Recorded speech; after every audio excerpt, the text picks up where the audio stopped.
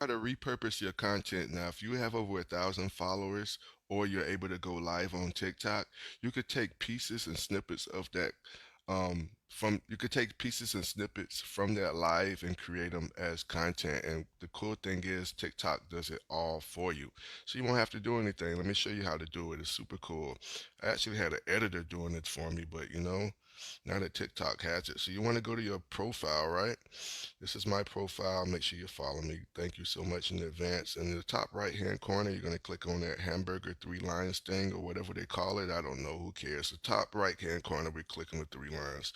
And then you're going to click on Creator Tools, okay? Make sure you remember that Creator Tools. We're going to click that. It's going to bring us to this page. Now, this only works if you have 1,000 or more followers or you're able to go live. So after each one of your lives, it actually records your content that you recorded during that live and you could download it. So I used to